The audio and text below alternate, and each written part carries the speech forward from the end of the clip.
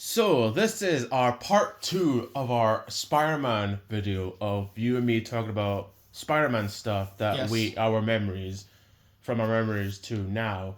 So you know what, without any long introduction, let's begin.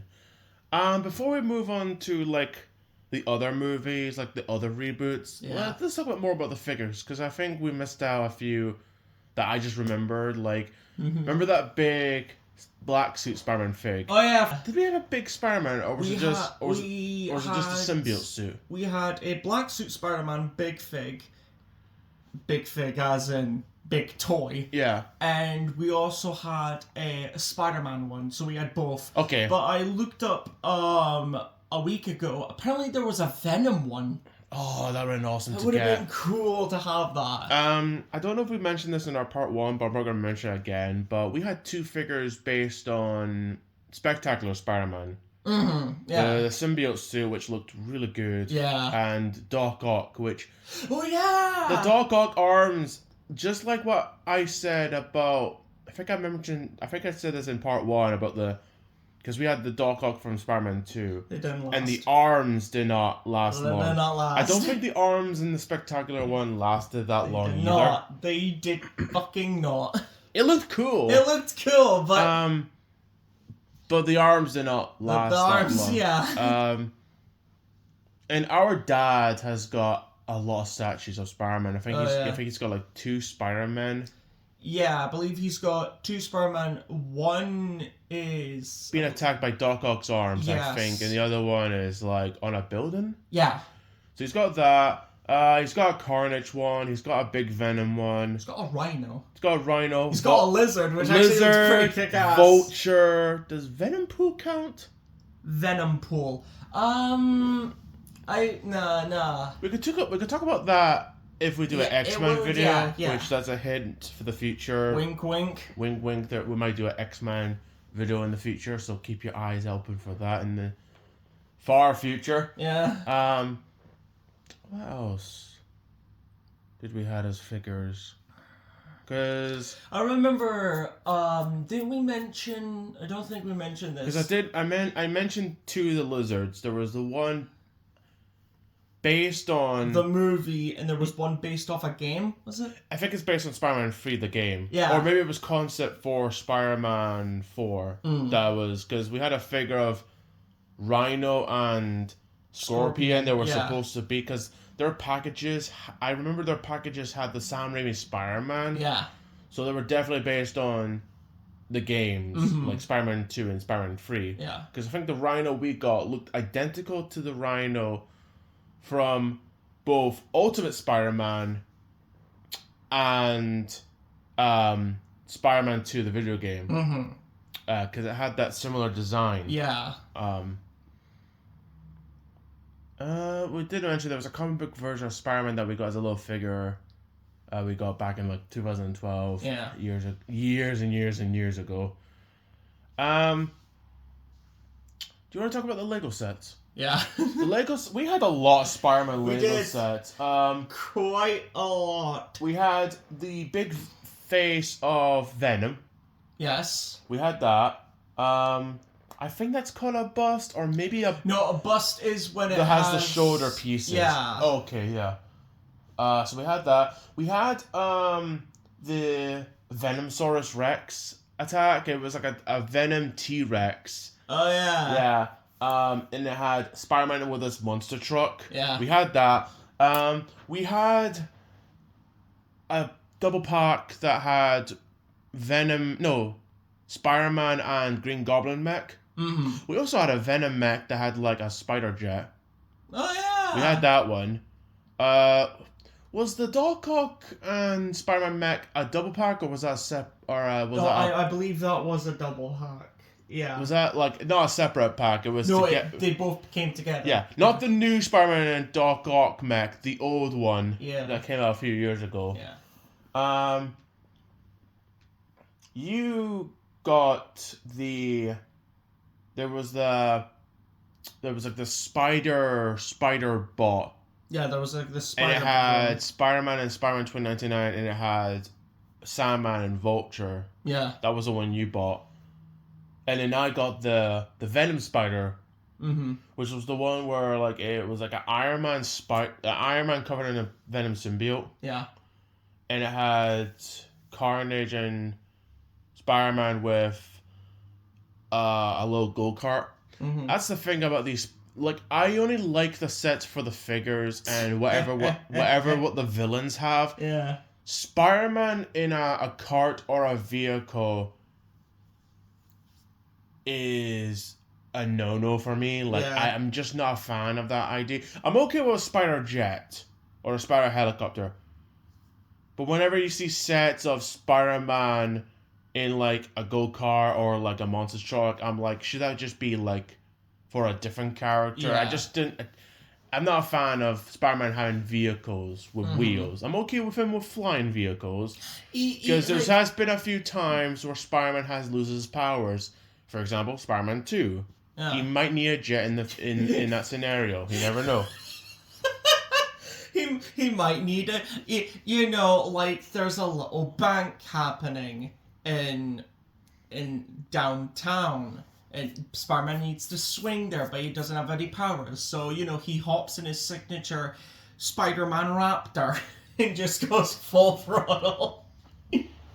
There was the big fig of Venom that we got. And then we had... Oh, there's the one based on Spider-Man 3. Mm-hmm. It's like epic... It's like epic moments, I think they're calling it. Yeah. Epic battle, epic moments. It's literally, you get like Spider-Man, Venom, and Sandman. And thank God we've got a different Venom figure. Yeah. Because by God, it was kind of getting boring and dull having the same Venom fig over and over and over again. Does it have leg printing? Don't get me started on that, please. There was a Sandman and Rhino battle that we got. It was like in this construction site. It was like this construction site, yeah. And there was like a Sandman, and it also came with like a Rhino, but it was like meant to be based off of the Amazing Spider-Man 2. Yeah, kind of, just less cool, less cool, less bulky, and less weapons. Yeah. But the fact that we had our Rhino figure from that was pretty cool. Yeah. There was the ones based on the Spider-Man movies. Like we had the one from Homecoming, which was like the Shocker and Vulture white vehicle. Yeah. We also had the Molten Man set. That was a pretty cool. I love the different elemental characters in that movie. We'll get to that movie. Yeah. We'll get to it, but we also had the water guy. What was his name again? Hydro Man. We had a set of him based on Far From Home. Yeah. We had... I only got this for the figures, but it was like a small set, and it came with like Nick Fury, Mysterio, and Spider-Man, and it had like a police car and a mini drone. Mm-hmm. I just only got it for the figures, pretty much. We got this from our dad, but it was kind of like a bat cave, but it was for spider people. Oh yeah. And it had Venom and Green Goblin. Uh-huh. It had 4 spider figures. Yeah. Homemade. Mm-hmm. The Iron Spider. Yeah. Comic book Spider-Man. Mm-hmm. And there was the Spider-Man that was like black and green.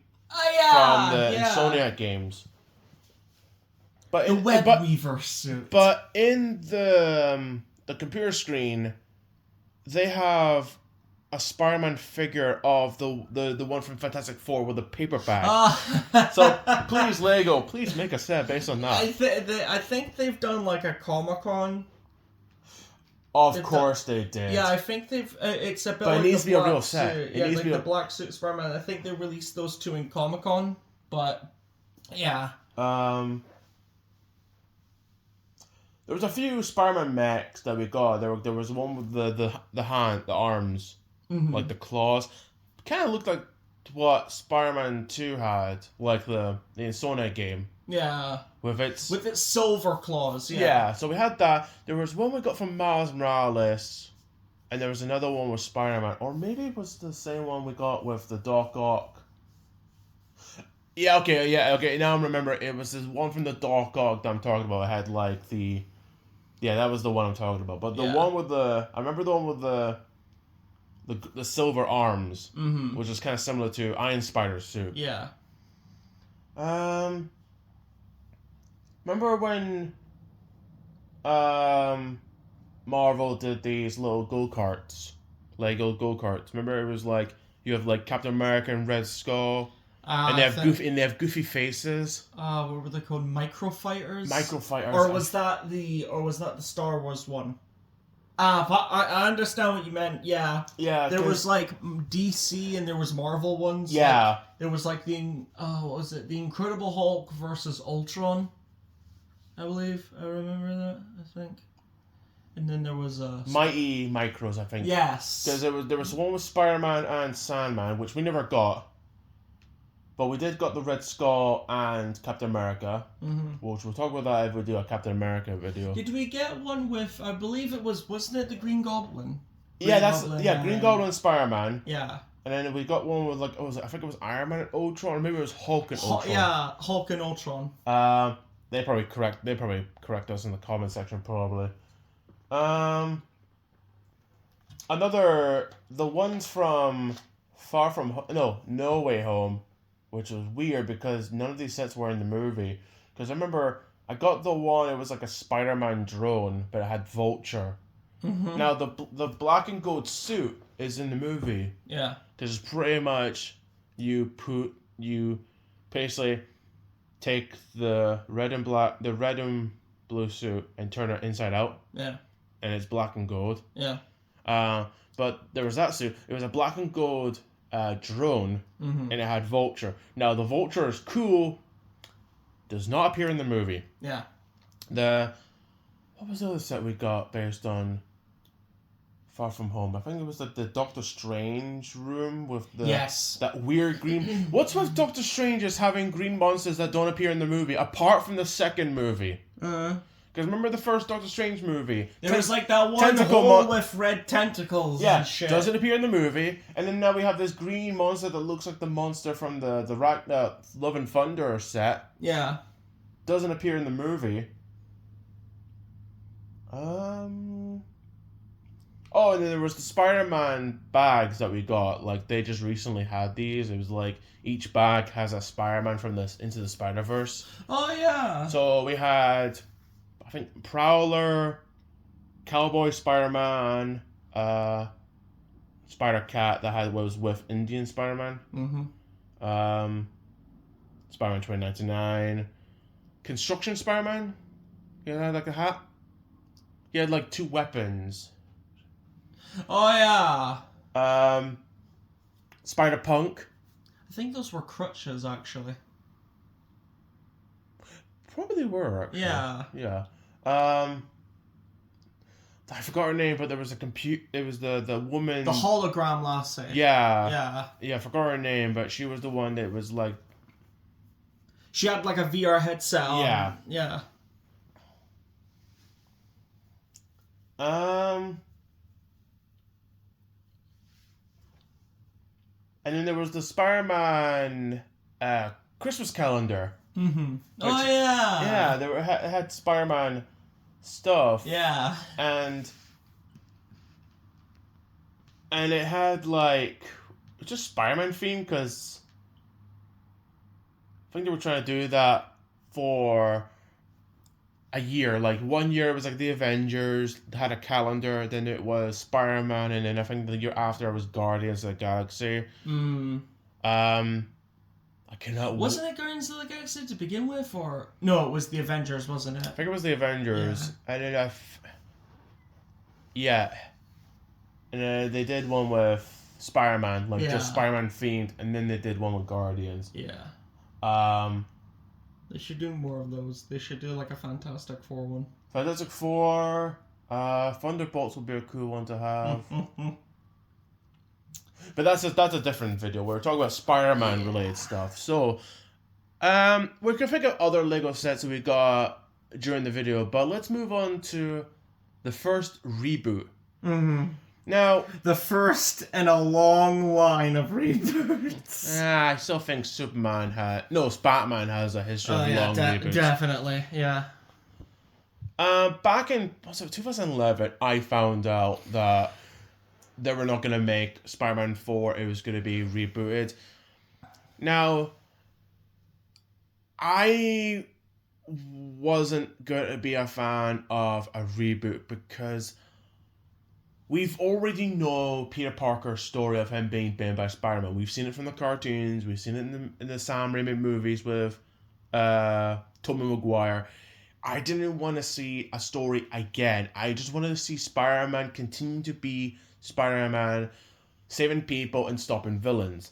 I didn't need to see him being bitten by Spider-Man. I mean, being bit by a spider again. Yeah. Which I'm glad that the Tom Holland movies did skip the origin story and give you he's already Spider-Man, because they're trying to tell. They know exactly what we want. Know the story. Yeah. I'm sure everyone knows the story.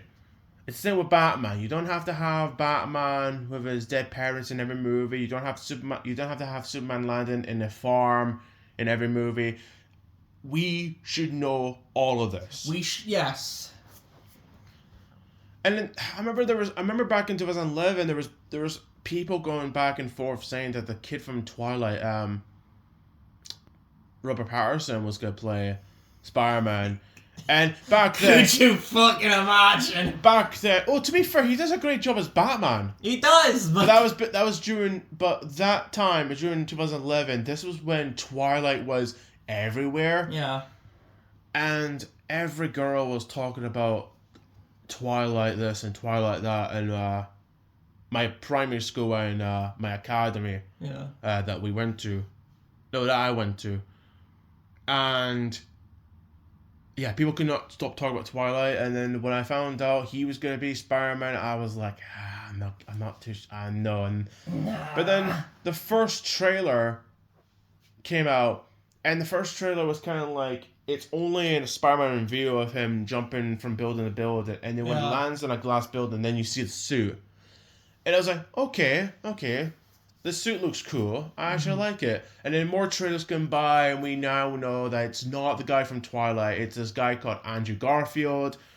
And it took me a while to realize that the first time I saw him was actually in Doctor Who, because he was in Daleks in Manhattan. Oh, he was one of the civilians in... Yeah, he was! Yeah! That plays a part of a companion in the 2 parts. So I was like, okay, I know it's an origin story again, but who knows? Maybe it may be a different villain in different scenarios in different ways. When I found out it was going to be the Lizard, because I remember back in 2009, or maybe it was 2008, when after Spider-Man 3, I remember seeing fan trailers. Yeah. I think I mentioned this in part 1, but it was like, I remember I was watching like fan-made posters and fan-made trailers of Spider-Man 4, and the 2 or 3 villains that always popped up in the trailers were always like Carnage or the Lizard. Yeah. So to find out that we're going to have the Lizard in our reboot was kind of cool. Yeah. And when it came out, I really liked it. Yeah? I really liked it. I thought Andrew Garfield played both great Peter Parker and a great Spider-Man. Mm-hmm. I think the Uncle Ben is good. Yeah. But it's not as great as the one you have in the Maguire movies. Yes. That was the perfect Uncle Ben. This one is good. Yeah. And the Aunt May is good too. Mm-hmm. Doesn't beat the original 2, but I think they did a good job. I do like the change of the with great power comes great responsibility bit that the Uncle Ben has. Like, I don't remember the whole speech, but it was like something to do like, you have the obligation to do those things, no choice, responsibility. And I think that was I'm glad it's not like, oh, with great power comes great responsibility. I'm glad it's not shoved in your face, because we've already seen that. Yeah. And Gwen Stacy, oh my god. She was great. Emma Stone played Gwen Stacy perfectly. Yes. This is what Mary Jane should have been in the Raimi movies. Yes. Like, smart, could fight back, and was funny and understands the situation. Yeah. Mary Jane, every time Mary Jane did not understand anything that Peter was trying to help her with.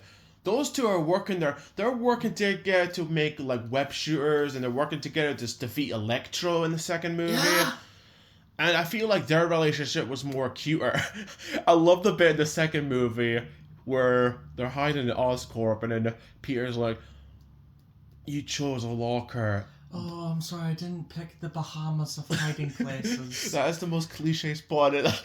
I love it when she's trying to escape, and Peter pretends to be clumsy and like knocks over a few guards. Yeah, I love that way. Like jumps and he taps his feet. Yeah, I fucking love that. I love their relationship, and it was a pain. It was such a pain to see Gwen Stacy die. Yes, because from the trailers of the second movie, from the build-up, you know it is coming. Yeah. Because the way they're building up, because this is a big thing in the comics. Mm-hmm. But it's different because in the comics, it's like the Golden Gate Bridge, and it's Green Goblin dropping her. Yeah. But in the movie, it's like a clock tower. Yeah. Which I do like when Peter shoots the web, it's it looks like a hand reaching out, and I love that. And like that scene, like it's both cool but it's also heartbreaking because it's a race against time to save Gwen Stacy, but it's too late. Yeah. And yeah, that was heartbroken, and the fact that like Spider-Man kind of like almost quits. Yeah. But it takes a kid dressed up as Spider-Man being almost like killed by the Rhino for her to come back. Which pisses me off when you find out that we're never going to get that Rhino and Spider-Man fight. Yes. Because the trailers spoiled everything. Yes. They spoiled the Sinister Six hint. They spoiled like everything from like Green Goblin, Electro. They even spoiled that every end of the trailer, it's Rhino. Yeah. The end of the movie, it's Rhino. Yeah. Like he's just a random dude, random bad guy, criminal in the beginning of the second movie. Mm-hmm. But then he shows up in this mechanical robotic Rhino suit. As you do. And he's like, I am the Rhino. And he's like... If you excuse me, I'm going to make big fat liar. But yeah, I had a friend... Was he a big fat liar? Let me you continue. I'm going to look this up. I had a friend that didn't... He liked the movie, but he wasn't a huge fan of the ending where it was just like, villain get defeat, new villain. Villain get defeat, new villain. Yeah, that's right. He was a big fat liar. He was the guy that got covered in blue paint in the movie. Okay, yeah. What are you doing here, Jesse? Why are you blue?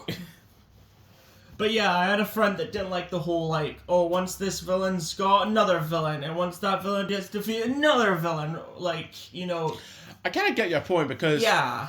Electro gets defeated, then Green Goblin shows up at the perfect time. Yeah. Then once after Green Goblin gets defeated and thrown in jail, a couple minutes later, we get Rhino attacking the city. But I do see where he's coming from. Yeah.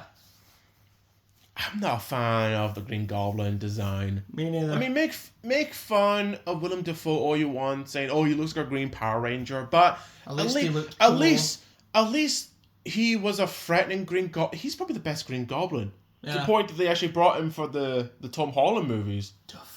Dafoe. Why is Green Goblin never the hero? He's always Dafoe. I'm sorry, people. I wasn't like say what you want about James Franco, but the relationship between him and his Harry and Peter, there's a friendship there. Mm-hmm. It was struggling because there was the whole thing of Harry finding out that Peter Parker is Spider-Man. Yeah. And there was a whole thing of, like, did he kill his father? But it turns out it was Green Goblin killing himself with a glider. Yeah. But not once in the first movie do you hear Harry. Like, not once do you hear, like, Uncle Ben and Aunt May saying, oh, how's Harry with his trip abroad? That could have been a good scene. Yeah. That could have been, like, a nice hint, like, okay, well, there's a Harry. But no, in the second movie, Harry shows up, and we're supposed to believe that they're friends for years. These are long-time friends. Yeah. They show up, act like there was no friendship. By the way, Peter, I'm dying slowly. If only I had Spider-Man's blood to heal me. As Pete... Oh, hello. I think Spider-Man might be able to friends and bad guys. They only have one scene together. Yeah. And it's outside, like, it's in, I think it's, like, beside Statue of Liberty. Or maybe somewhere in that area. But you're probably wondering, well, that's not right, because he has a scene with Spider-Man. Yeah, that's because Peter Parker is Spider-Man talking to Harry saying, oh, you cannot use the spiders because it might do something to you. I find that scene incredibly funny because it looks like the world's most awkward Make-A-Wish thing. You just have Spider-Man looking embarrassing on the floor saying, hello. It's just, I need your blood. No, I'll do things to you. Yeah. But yeah, I wasn't, like, I'm sure he's a good actor in other movies. I've seen him in other movies. Yeah. He's pretty good. But he's not a good Harry Osborn, and I thought his Green Goblin, it needed something creepy. It needed something. It just looked like he had herpes and he had the Green Goblin suit. That's what it looked like. He did look a bit gross. He needed, like, the Green Goblin from the Raimi movies. That mask looked like a Green Goblin. Mm-hmm. This Green Goblin looks like that one gross guy from Mystery Men. Yeah. Like that weird, gross guy. Even Mystery Man is doing a better job than this Green Goblin. I wasn't a fan of that Green Goblin. Wasn't a fan of the suit of the glider. Yeah. The Rhino was a huge disappointment. Yeah. I wanted more, or maybe if they did not cancel the third movie, we would have had more Rhino scenes. The only two villains I feel like they were pretty cool were Lizard and Electro. Yes. Okay, granted, I wish Lizard's jaw was a bit bigger to make it look like the lizards we've seen in other cartoons. Yeah. But the fact that Dr. Connors, not only is he finding a cure for his missing arm just so he could hug his son, which is a pretty good story. I think that's in a delayed scene, actually. Yeah. But he's also using it to cure people to become lizards, to be like the ultimate species or something. Yeah, it is. That's like the original lizard was kind of like a Jekyll and Hyde or a werewolf story. Yeah. This one is full mad scientist. Yeah, it is, especially with villains like that, it is unfortunate. Like, one side of them wants to help people, but you know, the lengths they went to. Yeah. It's like, one hand, he wants to save lives, but in another hand, he's like, I will turn the planet into lizards! Yeah. Sounds like a cartoon villain. I will destroy the lizards with lizards! I thought that scene was cool when Spider-Man is webbing the pipes in the sewer. And he's just listening out for any vibrations, and he does. Yeah. And he does, and I think it's like a bunch of lizards on the web. I think I need to watch the movie again, but I remember that. And stupid thing happens because Lizard gets a camera, looks in the back, and it says Peter Parker, and I'm like, are you kidding me? He looks down at the camera, and then he looks to his left, and there's just spider web saying Peter Parker was here. It just reminds me of that scene when the scene from The Simpsons where Bart Simpson hides a device, but it says it's from Bart Simpson, and he's like, "Don't," because he's like, "Wait, it's in the it's inside of a well. It's in a well, and it's got my name." And it's like, "Oh, they're gonna find it. And it's gonna be my shit." Yeah, Electro. At first, it kind of reminds me of Edward Nygma from Batman Forever. Yeah. How it's like an awkward teen that's obsessed with Spider-Man. Yeah. Then he becomes this over-the-top villain that says a couple of lines here and there, because one of the lines I remember is like, "It's my birthday, time to light my candles," and it's in Town Square. Yeah. And he just, like, the music is great. Because it builds up with the voices in his head saying he lied to us, like... He hates me. He hates me. It sounds like Mario. It does. And then you get that epic dubstep. It's actually a pretty good theme, and the build up to that music is so good. Yeah. And the other... This was random, but I remember watching the cinema. There was like that final battle, and you have like Electro's... These Tesla coils. Electro's face is on like a building, and I was like, okay, that's pretty cool. It's silly, but it looks cool. But then later on, he shoots... He's like, "Fire my laser," and he shoots Electro from his mouth. Yeah. But then it gets weirder when after Spider-Man's like, "Oh, that's my organs, my bones." And then Electro does something weird. He plays a dubstep version of Itsy Witsy Spider. No, Itsy Bitsy Spider. I think it is Itsy Witsy Spider. In these power tube things. Yeah. And he's bouncing around, and it's like down, down, down, down, down, down, down, down, down, down. And I'm like, that's cool, but weird at the same time. Yeah. I mean, it's like, I appreciate the enthusiasm, but what? See, I like Jamie Foxx. I think his Electro is kind of cool, but it's weird when you have moments like that. But it's also weird that his suit has a lightning bolt on it. Yeah. You know what I think? How are you gonna understand that he's an electric guy? Look, I know the star-faced mask from the cartoon is I know weird, that was a bit too much, but still. But they did a better job with him in No Way Home. Yeah. They even had that as a short scene of him when he teleports. You see the star face around it, like that was pretty cool. Yeah. Lasts for a second, but it was pretty cool. But no, Jamie Foxx's Electro was probably the best part of Spider-Man 2. Yeah. Not because the character was well developed. It's because his scenes were more memorable than Green Goblin and Rhino. Green Goblin only shows up in the last act of the movie, and Rhino shows up in the very last moment in the movie. I'm gonna create a world without light, without hope, without Tobey Maguire. Dear God! Actually, when I saw I think we were in Salou back in, what was it, 2013. I remember there was a trailer, and it had Electro. I'm like, you know what? I always wanted Electro being a Spider-Man movie, and here's my wish. He is one of my favorite villains in I think Spider-Man's got a whole great roster of villains. Yeah, he does. Took them this long for us to have a proper Scorpion that we're about to get. Yeah.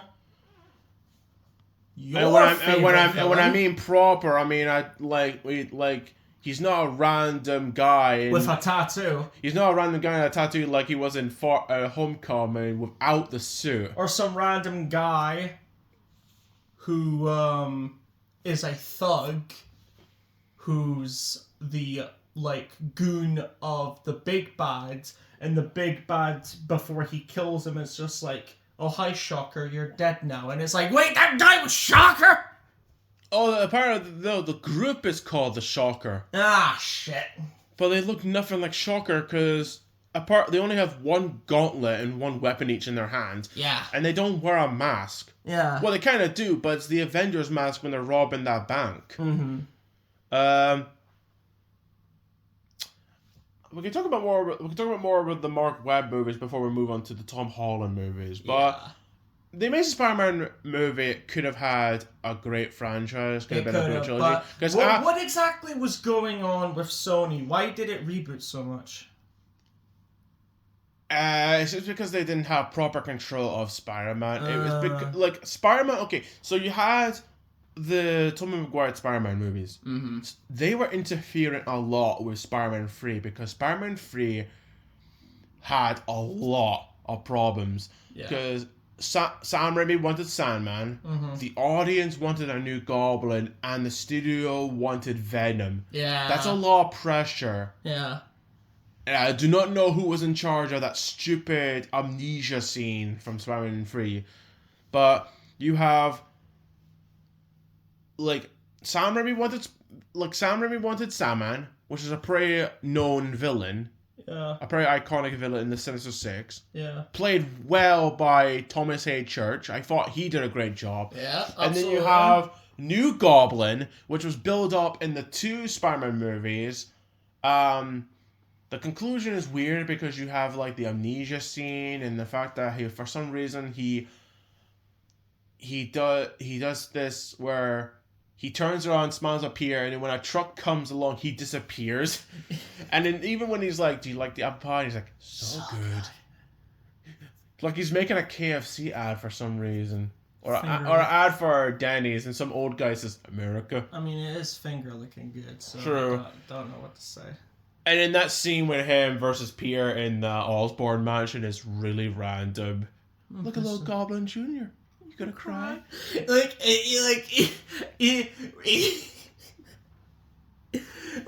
symbiote suit is meant to make him be power hungry, but it makes him douchey. In that movie, he just sounds like an emo douche. Yeah, he's an emo douche. He literally he fucking kills his best friend, and I don't care what anyone says about the Goblin Serum. If anyone was in point blank range of a fucking bomb, they're dead. Yeah. But the thing is, him being goofy is stings, doesn't it? I'm gonna put some dirt in your eye. Yeah. Dig on this. When he's killing Norman Osborn, you don't feel that because it's it's a douche that has anger problems. Yeah. Now, the animated series had one over-the-top scene, but he's trying to kill Shocker, and all you hear from Pierce is, "Shocker! I will follow you to the ends of the earth!" I mean, that's over the top, but he's not an emo douche in that series. Yeah. He's pretty much I want to hunt you down. Yeah. I'm gonna break your bones. He's almost killed someone. What does Peter do to realize he's got the wrong suit in the movie? He slaps Mary Jane. Yeah. It's not the fact that he almost killed Harry. It's not the fact that he could have killed another bad guy. It's the fact that he slapped his girlfriend and he's like, "Oh shit, time to have an emo phase in front of a church tower." And then take this. A colorful red, kinda blue superhero gets an emo phase and gets a black suit, and while wearing the black suit smacks his wife or girlfriend. Where are you going with this? Oh my god! The black Spider-Man suit is the yellow jacket suit! Oh, no! Yeah! Including the whole smacking his wife thing. That's a very important detail about the yellow jacket suit. Jesus Christ, that's messed up. Yes, it is. Jesus Christ. Yeah. But no, like I was saying, Spider-Man 3 had a lot of issues with what people wanted, what the director wanted, and what the studio wanted. Yeah. And when they rebooted it... it was the same problem. Because Spider-Man... Because the fucking studio wanted to fuck with us! Because Spider-Man 3 and Amazing Spider-Man 2 have the same problem. Too much story. Because in Spider-Man 3, you have to have the Venom, the black suit, the Venom story. You have Eddie Brock. You have to have, New Goblin, the amnesia story, Mary Jane being bitchy about her performance and her stage production, the Sandman, the death of Uncle Ben. Like, there's so much story into this one movie. And Amazing Spider-Man 2 suffers for that because you have to have the story with Rhino, Electro, the new Goblin, the Spider Venom thing that cures people. I don't know. Sinister Six, this mysterious guy that's setting up the Sinister Six, Peter Parker's father involved with the corruption of Oscorp, the fact that there's a deleted scene when his father comes back in a grave in the wrong timing. You have a story with Gwen Stacy and her death, and the fact, like, you have all this story and you're trying to follow this along, but then more scenes come along and I'm like, okay, focus on one or two stories. And that's why it failed, because you have all this story and all this plot and you're trying to figure out how is all this going to conclude without feeling like it was wasting your time. And that's why they had to reboot it, because not only did the fans not like Amazing Spider-Man 2, even though Amazing Spider-Man 2 and 1 have the best web-slinging and best musical score ever. Especially in the second movie where we get a camera crotch shot. Yeah, okay. Best part of the That's movie. the thing about Mark Webb's idea of different... Because in the old Spider-Man movies, we had, like, the simple web-slinging around the same. But this one had, like, from the perspective of the wrist, from a side angle, a front angle, a back angle, and in the second movie, he thought of a great crazy idea of having a crotch shot, which actually, even though the angle was odd, it was a pretty cool shot. Yeah. By the way, speaking of cool shots, when you have Spider-Man jump through the, like, skydiving on New York, and you hear the music. That's when you realize. That's when you know you're gonna have a fun time, when you have Spider-Man swinging around. I do like the soundtrack in those movies. Granted, he is a bit of a douche because he talks to Rhino. It's like, "Hey, Mr. Criminal. Hey, you could call me Amazing. You could call me Webhead. You could be somebody late for dinner. Get it?" And he tries, "Are you Shut your fucking..." And he gets a lot of people injured because Rhino's charging with this vehicle. I'm pretty sure we do see one person die. He gets crushed by a few cars flipping over, and I'm like, Spider-Man, I know your whole point of the comics is that you do bad puns, but health and safety is the key. Help these civilians. You help one that becomes a villain later on. Yeah. You know my name. Yeah, it's in your badge. It says Max. You know my name. Yeah, it's written on your back. You lied to me! What? I don't even know what the fuck's going on here, man. That birthday cake scene was weird. Yeah. It's like, it was like Enigma. I'm expecting him to have, like, a weird machine or, like, a puppet. Could you imagine if he had a puppet of Electro? Remember, like it's Batman Forever. He's got like one that says yes and one that says no. I'm gonna have a good day, aren't I, Electro? Clicks to yes. Yes, I am. And he's just this fucking psycho. To be fair, and in the end of the movie, we find out he's been in an insane asylum this whole time. To be fair, I'm glad that we never got a scene where Electro says "spank me" or "joygasm" like what the Riddler said in Batman Forever. Yeah. Oh boy, Joel Schumacher.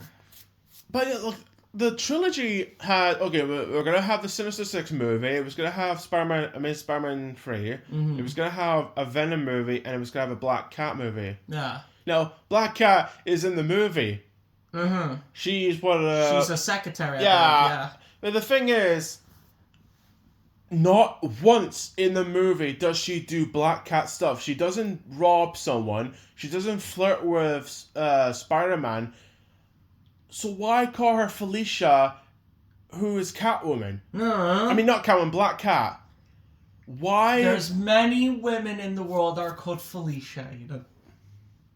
Yeah, but the fact that you have a Spider-Man movie with a girl called Felicia, surely... I think it was like Felicia Harden. I think that's her name. And I was like, wait, that's Black Cat. Wait, what?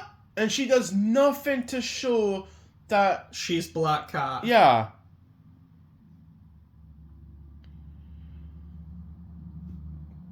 So, I'm like Spider-Man. Amazing Spider-Man 1 was a good start. I actually liked it. Yeah. I like the tone. I love the fact that we're not copying everything from the movies. I'm glad that we've got a different love interest, like Gwen Stacy. Yeah. And the suit looked cool. I'm glad we got a different villain, like a lizard. But Amazing Spider-Man 2 is 50-50. Yeah. Because at times I love the web slinging. I love the relationship I with... both love it and hate it in a way. Yeah. I love the relationship with Peter and Gwen. I think the best part is Electro, even though it's over the top, ridiculous. Yeah. But the worst part is it's not like Catwoman movie, and it's definitely not Green Lantern movie. Mm-hmm. It's most of the stuff that I'm not a fan of is stuff that we're disappointed. I'm disappointed the fact that Rhino only gets 2 minutes of screen time with that suit. Yeah. I'm disappointed that Green Goblin is pretty much a washed up version of Willem Dafoe's Green Goblin. Yeah. And the amount of plots... Because all I wanted was a Spider-Man fighting crime, stopping bad guys, and getting the girl. That's what I grew up with.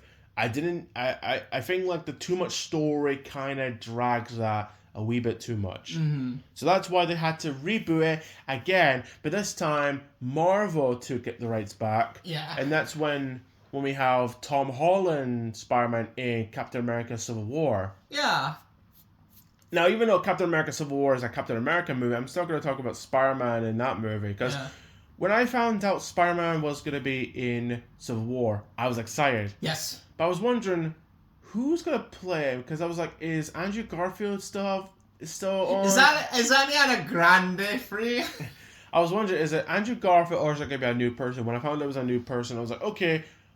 I did not judge Andrew Garfield, even though I did thought he was going to be Edward from Twilight being Spider-Man. Yeah.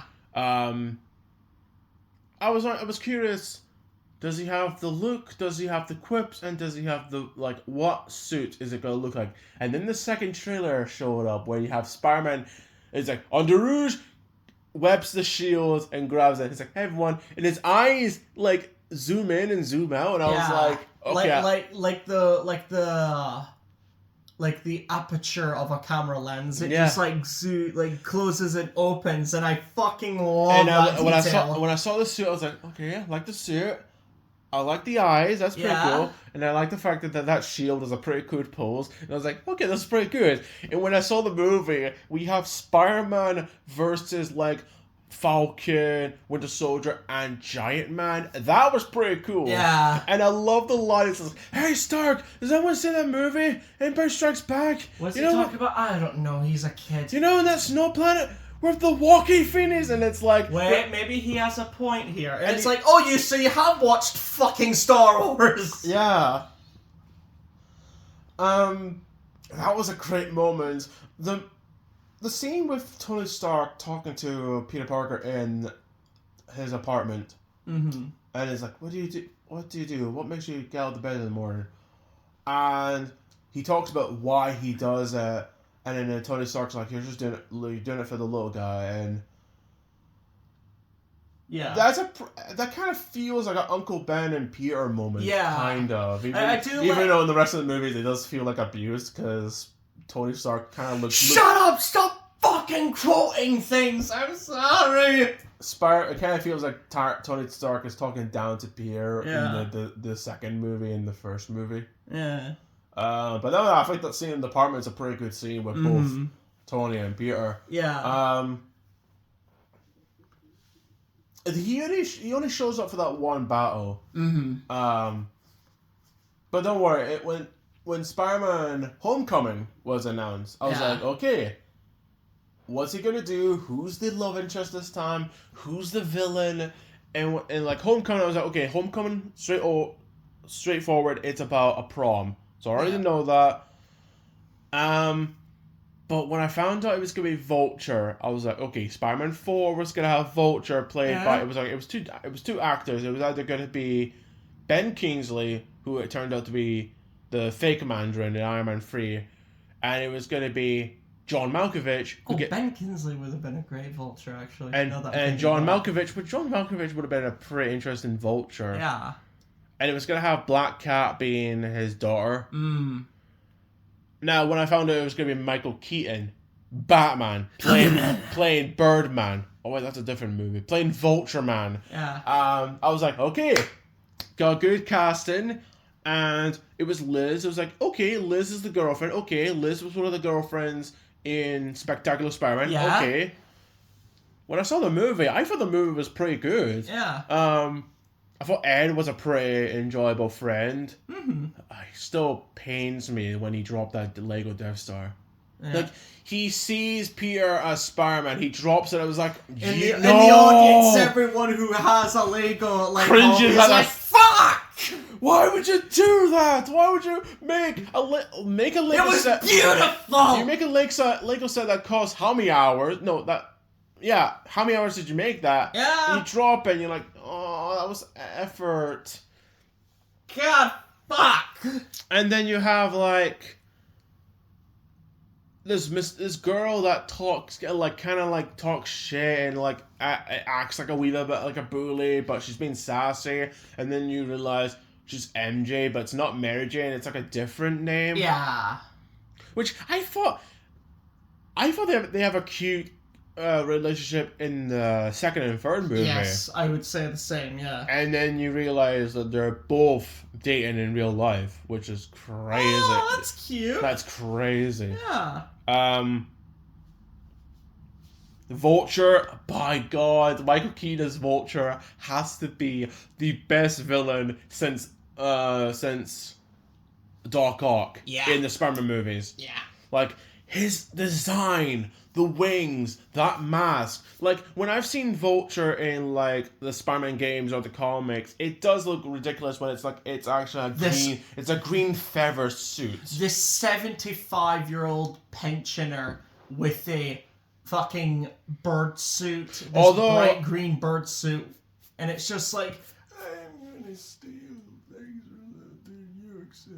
Although saying that, the one from Spectacular Spider-Man, that suit looked pretty cool. Oh, the red and black one. That was fucking kick-ass. But this one, like, the wings are huge and sharp. It's like a giant drone on someone's back. Yeah. And that's because most of the technology that him and the Shockers have are from the Chitauri, because it starts off, like, after the first Avengers, and they're just, like, getting parts of the Chitauri weapons to make money. But then the government comes in and says, you know this alien from space? We own it now, so fuck off. I think it was like a secret of defense. I think it was like some kind of government that the Marvel universe have in the comics. So then Vulture uses it to steal money to make money. Yeah. But that scene, because so Peter Parker is asking Liz to go to prom, homecoming, knocks at the door, and it's fucking Vulture. And Shit. And I was like, does he actually know who he is? And he's like, oh, you must be Peter. You must be here for my daughter. And I was like, what? Would you repeat that again? Yeah. And the scene where he's just staring at Michael Keaton in the kitchen, and that car scene is freaking intense. He's like, because it's when Liz says, oh, you weren't in the elevator, you were outside, and it's like, you were gone when we were attacked. And then Michael Keaton kind of... Yeah, even, like, when they're waiting at the stoplight. The red light, and when Michael Keaton realizes it turns green. Yeah. Yeah, and that's kind of an implication of not only does he figure it out, but it's more of a case of, alright, done being father, now I'm Vulture. Yeah, I thought that was a great scene. Another great scene with Vulture and Spider-Man is like this. It's like this warehouse base where Vulture tells, "Do you think the rich and powerful care about us? We have to pick up their table scraps. Yeah, guys like us were nothing compared to Stark and his other heroes. We have to do their paperwork. We have to eat their table scraps." Yeah, and then Spider-Man has this suit because Tony takes it away from breaking the rules, because Spider-Man wants to save people and also stop Vulture and his crew. But then he was meant to wait for orders from Tony and Happy. Don't all superheroes break the rules? Well, that's the thing. This whole thing takes place after Civil War because they have to have the Accords. Okay. That's what Civil War was. So the superheroes have to wait for further instructions. So the superheroes don't care if they're breaking the rules until they had a fight with each other, and now they're doing the whole. Well, the thing is, the whole thing about Civil War is that there's some. I know. One part said that superheroes should be there, like no matter what. No matter what, and another part thinks no, the government should control the heroes. Yeah, that was the whole point of Civil War. Yes. Yeah. I get that. I played Marvel Ultimate Alliance too. I know the point. I read a comic. Playing as Spider-Man and Venom in that game was great. It was. And then the other members, we could just pick like Wolverine and Iron Man and Captain America, and like, it was great. But going back to the movies,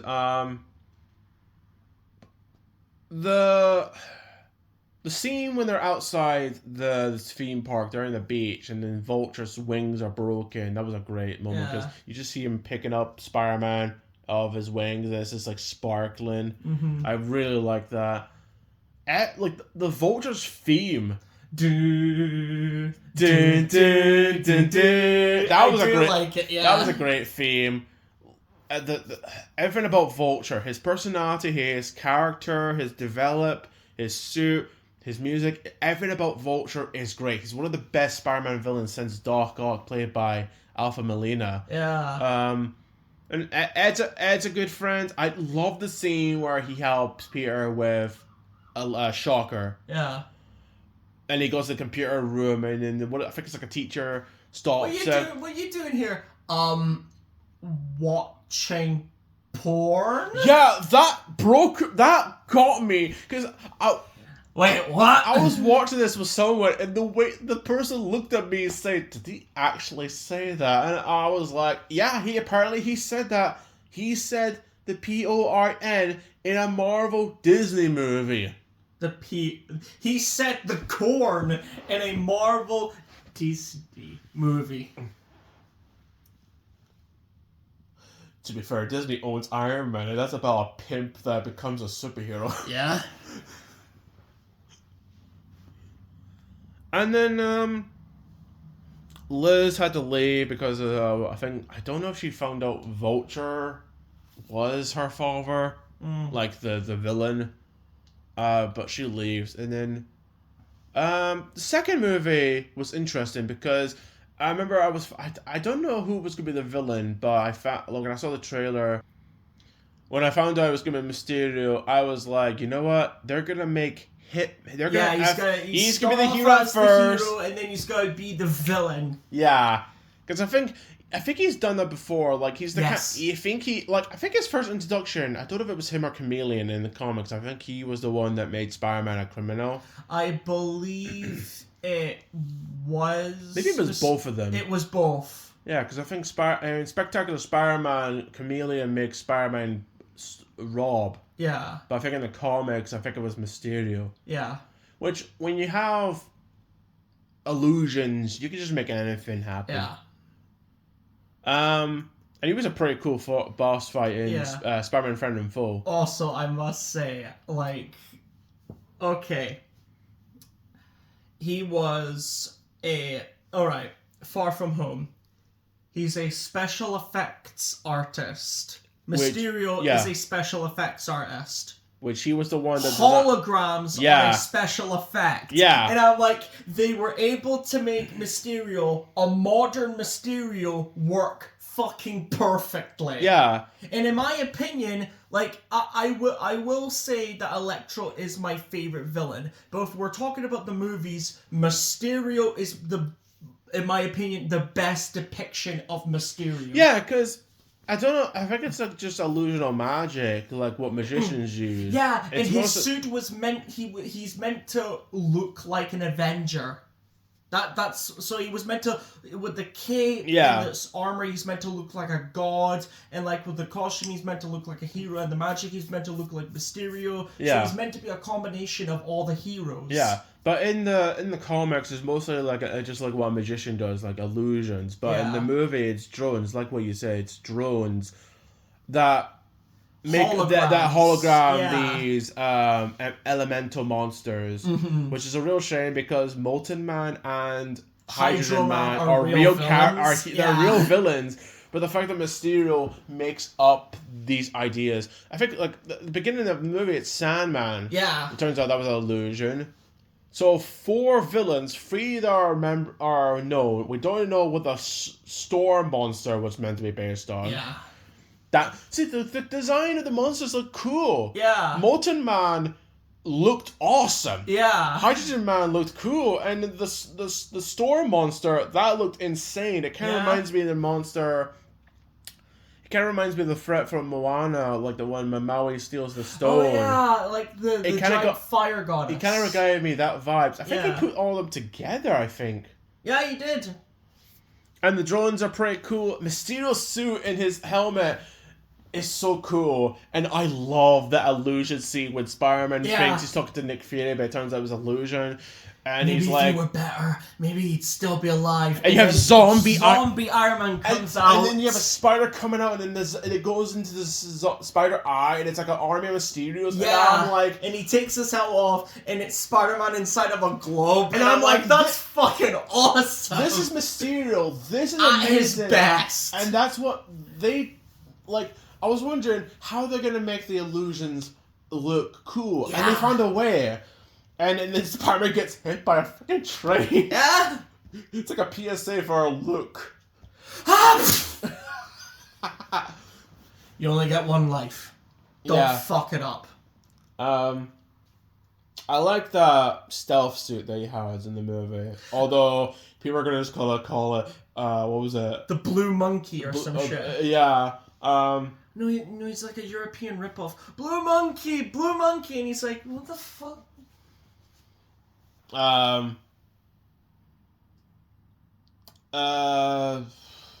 The scene with him and Nick Fury talking in this secret base, where Spider-Man says, it's all great and all, but I'm just a friend of Spider-Man. And then Nick Fury's like, bitch, please, you've been to space. And I'm like, bitch, please. And then he even tells, like, Nick Fury, like, why can't you just call other members? Like, can you just call Thor, Outbound, Captain Marvel? Don't mention that name. Doctor Strange, he's busy. But then not only do you have Mysterio, but there's another villain that shows up that doesn't do anything. Huh? Because one of the SHIELD agents and the bus driver is supposed to be Chameleon. Huh? The guy with the bearded face, like he looks like Kraven the Hunter. Apparently, when you hear closely, you can hear the name of... I remember hearing the name, and it was like, wait, who's that? And it was Chameleon. Oh, okay. And I was like, Chameleon's in the movie, and he does jack shit. Yeah. I think the relationship between MJ and Peter is cute. Yeah. It's very sweet. The locations look amazing. Like, they go to London, I think they go to Venice, and then they go to Germany. Yeah. I think that's where the... I think that's where the theater they're going to. Yes, it is, yeah. It's like a German theater, I believe, yeah.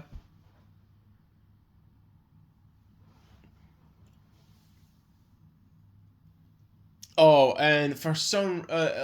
this was cool to see where you have this group of people working for Mysterio, and it's like CGI, like it was like tech artists and stuff, because Mysterio's backstory is pretty lame, to be honest, because he's pissed off at the fact that his glasses is called Barf.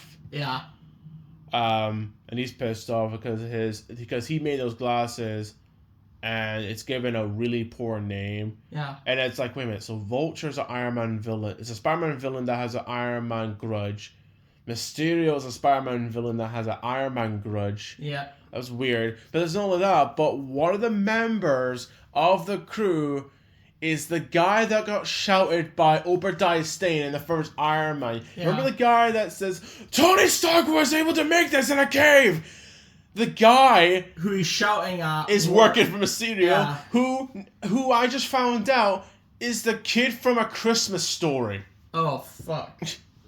But wouldn't that be an Obadiah Stane thing instead of an Iron Man thing? You made my boss shout at me, therefore I'm gonna help this criminal try to... I never thought that until you mentioned yeah. I do love that bit where he's just like, that story you made about a superhero from another dimension trying to fight these things from his dead world is such a stupid idea that it works. And I'm like, yeah, you're in a world where Thor exists. You're in a world where Thor exists. You're in a world where a guy has a target for a shield and no one thinks of shooting his legs. You're in a world where a guy got someone frozen for 70 years is still alive. You're in a world where a guy with a pacemaker could shoot lasers. A radioactive pacemaker. And you're in a world where someone could shrink to the size of an ant. Once we start questioning the physics on this world, it all falls apart. I think they will lose their minds when they find out there's actually a Thor out there that has a horse for a face. Yeah. Yeah, that'll be the one they'll be asking too much questions. Yeah. That end credit. Okay, there was 2 end credits that was really good. One is... I'll talk about the last one before we talk about the main one, because the last one was pretty interesting. You find out Maria Hill and...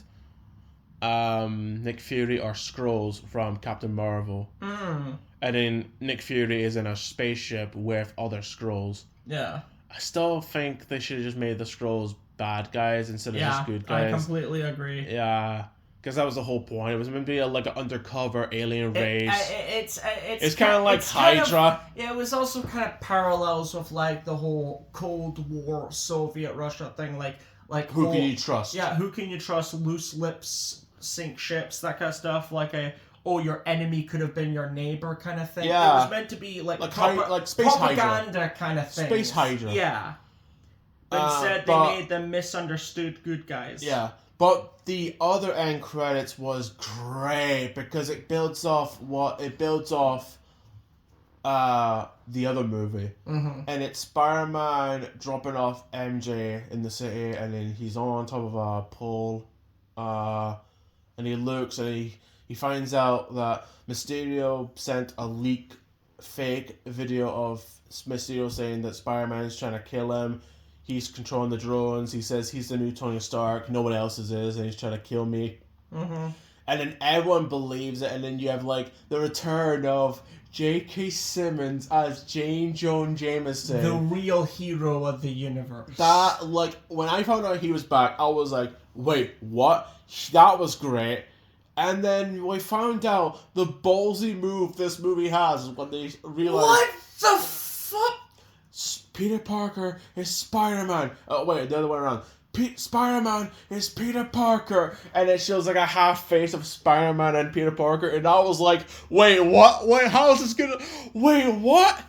And then the third movie, when I heard that the third movie was gonna have Spider-Man and Doctor Strange, I was like, okay, what? But then the big thing happened. It was gonna have Doc Ock, played by Alpha Molina, and Willem Dafoe, Green Goblin. Yeah. And it was gonna have Lizard and Electro and Salmon. And I was like, wait, what? Wait, what? You're bringing them back? Yeah. Oh my god! And I saw the first trailer. You see the Green Goblin's bomb, and you hear his laugh, and then you see Doc Ock's arm, and he says, "Hello again, Peter." And I was like, dude, what? Yeah. Dude. No way! And then when I saw the more trailers came by, when I saw the movie, I was like, no way! Okay, granted, the stuff, like, the movie makes no sense how this is possible, because the movie stated that everyone came through is people that knew Peter Parker was Spider-Man. Mm-hmm. So how is Eddie Brock, played by Tom Hardy, in the end credits? He does not know who frickin' Peter Parker or Spider-Man is in his own universe. Yeah. So how does he know? Mm-hmm. But it was kind of... The spell makes no sense, but I only cared about seeing the 3 Spider-Men working together and the 5 villains from the other movies come together.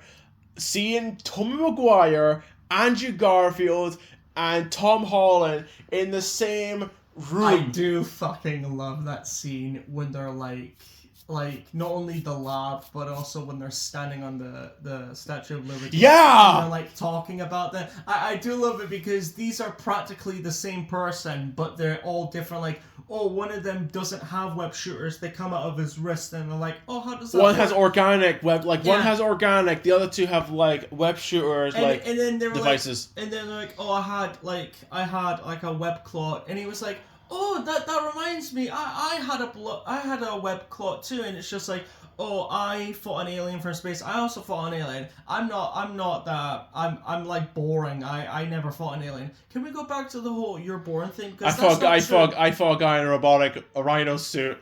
Yeah. I was like, the moments when they're talking is like, oh, I fought alien in both Earth and space. And they're like, oh, I'm shocked the fact that you went to space. Yeah. And it's like, I'm lame. I fought a guy with a robotic suit. Can we go back to that? Because you're not lame. You're amazing. Yeah. I love that. I love the introduction. Yeah. I even love the introduction where they're talking about who they lost. Yeah. In the top of the, I think it's like the school. Interaction. Yeah. The interaction. I love, what did you say? Introduction. Oh, it kind of is. Kind of is. But I love the scene where Peter has lost Aunt May. Yeah. Which that was heartbreaking. But that Aunt May, it's a great scene. But it feels weird because that Aunt May doesn't feel like Aunt May. It kind of feels like his sister. Stepmom, kind of. His actual mom. It just feels like his mom passed away. Mm-hmm. And I do like I know I mentioned this in Spider-Man 1 bit where I said I'm glad it was a different, with great power comes great responsibility. But when she said it, it kind of hit me because I kind of do not only miss that line, but I thought like hearing it kind of hit me in the hits me where I live. Yeah. Because that was a really great line. Like, she did it really great, and I thought, like, I liked her character. Me too. I just love the Aunt May in the Raimi movies, because she is great. This one's good. And the one from the Mark Webb movies are good. Yeah. But, like, the scene where they're talking about, like, who they lost, like, I lost Uncle Ben, and I thought I found the guy... But it wasn't him. Yeah, I thought I was trying to find the guy that did it, but it turns out it was the wrong guy. Yeah. And then Andrew Garfield says, like, I was pulling my punches, and, like, I lost Gwen Stacy. She was my MJ. And then, like, they've lost. Mm-hmm. Like, that's why Spider-Man is the most tragic, because no matter how many people he saves, he has to lose someone he cares about. Yeah. That's what makes Peter Parker and Spider-Man kind of rise up to be a better person. They have to lose someone to be someone. And there's a theory on the internet that Morbius is a part of the Andrew Garfield world, because he says, oh, at that point I stopped pulling my punches. I was angry. And in Morbius you see pictures of Spider-Man saying murderer. Yeah, but you don't see him. You don't see Spider-Man encountering 2 vampires. One's Morbius and the other one played by Matt Smith. It is kind of a good parallel between the two. Although saying that, we'll probably get to those movies. We'll get to those movies. Maybe part 3, but there's a scene in the end credits of Morbius that makes no fucking sense. It's cool, but it makes no sense. And then the scene with the lab, like you said, but the scene with the lab when they're in the school making web shooters and just making devices to cure the villains, I was like, that's a great scene because I also love it how when he shoots, he shoots the web. It's just like, wait, don't you use any web shooters? And then he shoots it, and then it was like, one of the Spider-Man's like, wait, you have organic, how does that work? And the other one's like, that is so weird, and getting closer and closer to his wrist. Yeah, that was great. I love the scene where you have like Tobey Maguire and Andrew talking about like girlfriends. Yeah. Like if it was like one says Mary Jane, like MJ, and like love. And then you have Harry saying, "Do you have a best friend too?" And it's like, "Yeah, I had a best friend. He's dead." Mm-hmm. And you hear in the background, you hear like Andrew Garfield saying, "Dude, wrong timing. Dude, you ruined it. Dude, you ruined it." And because there's a reference because not only is Ed saying, "Do you have a best friend similar to him? Like, does he have another Ed?" But when Ed says, "I'll try not to be a bad guy," that's kind of a hint of him being Hobgoblin. Yeah, in the comics, Ned becomes Hobgoblin. Yeah, and I'm like, I'm waiting for that. Even like I'm thinking, oh, in the next movie is he gonna be Hobgoblin? But another part of me says, this Ned can't be Hobgoblin. He's too kind. But the thing is, Ned lost some weight in the behind the scenes of the third movie, and people thought, is he going to turn to Hobgoblin? Which made no sense because how would that fit into the story, and how would that you need something big for him to turn into Hobgoblin. So far, nothing's appeared that could turn him into that. Yeah. And the fight scenes are great because the fight scene in the forest with Electro and Spider-Man is pretty cool because you have Sandman showing up. It's like, "Hey Peter, it's me, Fred Marco. You remember? I'm Peter, but I'm not your Peter." "What do you mean you're not my Peter? What the hell is going on?" And they have like a cool fight with like Sand stopping Electro. And then you have like the most brutal Green Goblin fight ever. Yeah. Not the end with Spider-Man trying to kill Green Goblin. I'm talking about the apartment. That bit where he grabs him and throws him down several floors. Yeah. Like the bit where he's punching Green Goblin and he's just laughing. He's just smiling the whole time. Oh my god. Even he, I don't know what age he is. But Willem Dafoe still proves that he's the best Green Goblin. Yeah. My fucking god, the acting skills on that man. The bit where it's like because Peter could sense something's wrong, so he goes through the room and he webs Norman, and Norman's like, "Norman's in sabbatical, honey. You're too weak." I fucking love him. And then they have a fight, and then let's look because you have like. Sandman's not too sure, but Electro is definitely want to cause chaos with Green Goblin. Doc Ock has been cured with the voices in his head because they fixed the broken chip behind the neck, which nape. Yeah, back in the nape. That was seeing Alpha Molina's Doc Ock. Like the arms look pretty cool to this day. Like I love the arms. I'm glad he's back because he's probably the only great live action Doc Ock we've seen. I love the costume. I love his attitude in the movie because he's like, he's gonna kill us. He's gonna kill us. Yeah. And he's like, "Oh, what we're doing here? We're just gonna make some burritos." And then you have like Norman's like, "I'll go for a burrito."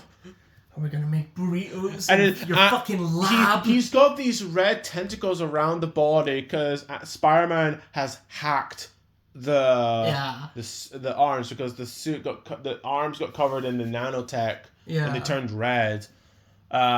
Which, by the way, that's a great scene. Yeah. Of like Pierre controlling the arms just so he can get a car and get himself on top of the bridge. I do like that scene where he threatens his girlfriend and he comes out with like the iron spider claws and he's like, "What did you just say?" And then Alpha Molina's like, think we got some competition. Yeah, that scene with Iron Spider versus Doc Ock. Yeah, that was awesome. I love the fact that the arms actually stop Doc Ock's arms, like they're having a fight, and like when Doc Ock's using trying to get Spider-Man to get his head cut off by the helicopter. And, oh my god, like the way Doc Ock throws that car and it lands on these water like traffic cones made of water or something like that. Huh? Oh, okay then. People could tell us what they're called in the comment section below, but he throws a car. He even tries to grab like a concrete sphere, like a concrete something, and tries to hit Spider-Man. Yeah, is it like a provider or something? I think so. Yeah, he grabs like a provider and just like tries to hit Spider-Man with it. Yeah. And that's great. Like the brutal scene with Green Goblin and Spider-Man in the end is great because I love that scene. Spider-Man is pulling his like not holding back. Yeah, and I find it a bit poetic. Out of all the like, it's like he's getting angry and he's like he's not pulling any punches. He's like really like doing a number on Green Goblin. And out of all the Spider-Man to stop him, it's Tobey Maguire. And that's poetic because he let him die in his universe. Yeah. And like seeing like Lizard and like Sandman and all those villains that fight. Yeah. But it's kind of weird because when they, apart from Alpha Molina and Willem Dafoe, when the villains get transformed back, they just reused footage from the other movies. Mm-hmm. So when Sandman's looking at his arm, it's meant to be when his arm is melting from... I noticed that too. I was like, they reused footage for this. I mean, they're going for the voice, but I don't know why they never used them to recreate the scene where... or like, they never used him when he's being transformed back to human. Yeah. And it's the same with Dr. Connors. Like, Dr. Connors, the scene when he's looking down... I think that's a scene from Amazing Spider-Man 1. Yeah. When he's just looking down and realizing that he's human again. Mm-hmm. And they're back. And I think, Jamie Foxx, Electro, they did a great job on him. Yeah. Because I feel like, because as much as he is the best part, I think that being blue makes him look like Dr. Manhattan. Yeah. And at times it looks cool, but other times it looks goofy. Yeah. This one...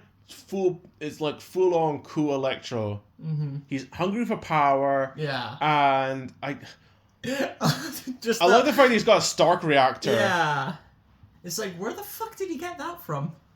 Did he stole it? Rob it or someplace? Did he stole it in Peter's apartment? Yeah. I think he had it. Yeah. Oh yeah. I thought he had it before that. He must have took it after that whole falling out they had with Green Goblin attacking Peter in the apartment. Yeah, some great moments. There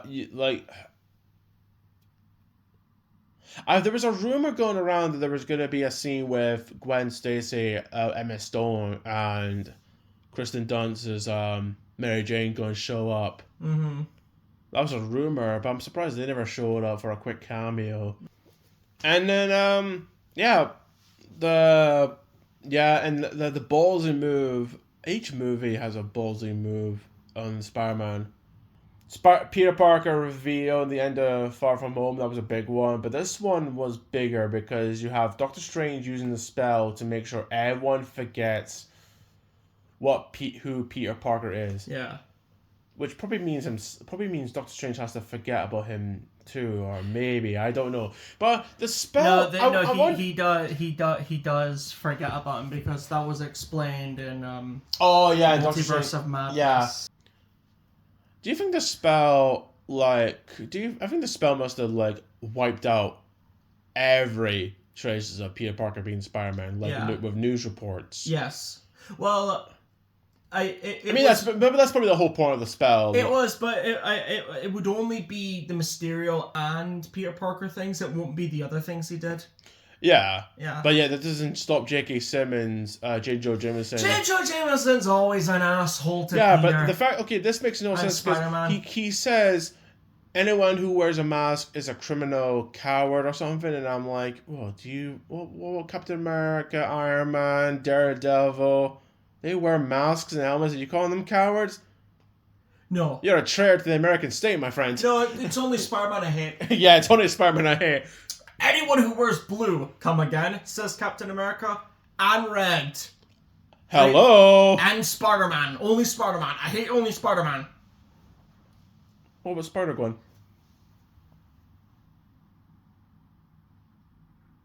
just starts staring down. Just like you just hear static in the background. You sound like Vietnam flashbacks. Yeah.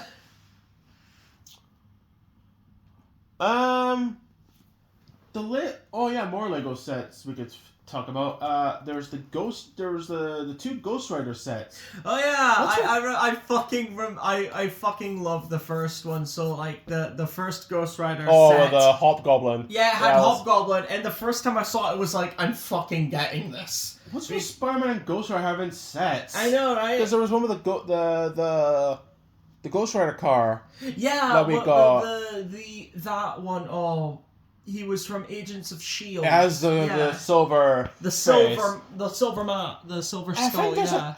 We never got the other one, but there's another one that has Ghost Rider's bike. Yeah. And I'm like, what's with Ghost Rider and Spider-Man teaming up? Because we only got those two. One with the Ghost Rider bike and the Ghost Rider car. That's the two we got. Yeah. But there's another one, and I'm like, Spider-Man's in it. Yeah. The Dave Bugle set with Doctor Doom's flying vehicle and had like Beetle. Yeah. Beetle needs to be in a Spider-Man movie. I would like to see him like an assassin. Mm-hmm. Hell, I wanted him to be one of the assassins you see in Brand New Day. Yeah. Because in the and I added him in my Sinister Six comic video. Yeah. Because the Brand New Day trailer, it looks interesting because you have Spider-Man getting organic webs. Uh-huh. And he might be mutated Man-Spider. No, not the one from Smosh. The one you had. Remember what about the Danny DeVito one? Not that one either. Fuck! Remember the one from the anime series? Remember when Spider-Man gets extra arms and becomes a mutated spider? Which also has Punisher. Brand New Day has Punisher and Hulk. But apparently there's a back and forth. Wasn't his name Doppelganger? The Spider-Man who's a spider. Wasn't his name Doppelganger? Maybe. I think... I don't know if we're getting Daredevil, and I don't know if this is going to be Green Hulk or Grey Hulk. There's been many rumors about which Hulk's going to be. Yeah. Apparently, I forgot her name, but the girl that plays Max in Stranger Things. Now, at first, it was going to be a sidekick to Punisher. Next minute, it was going to be Mysterio's daughter. Don't know how that was going to work. But apparently, it's been revealed, because apparently from a Funko Pop, she's got purple energy, which means she might be Jean Grey. Which apparently, we're doing the mutant saga with this movie. Oh, okay. So we're getting an X-Men character in a Spider-Man movie. But the last time I saw Spider-Man interacting with the X-Men, it didn't go so well. Oh yeah, they try to hunt him down. And not only that, Spider-Man called them freaks. So yeah, friendly neighborhood Spider-Man. Friendly neighborhood Spider-Man, more like friendly misogynist Spider-Man. Racist Spider. Yeah, but no, that trailer looks good. Spider-Man. Like, versus other villains. Like, you have Scorpion with a longer tail. That looks cool. Yeah. We have Boomerang, which I don't know much about. Yeah. But Tarantula, I remember Tarantula only from the comic book that we got. Of the Marvel characters.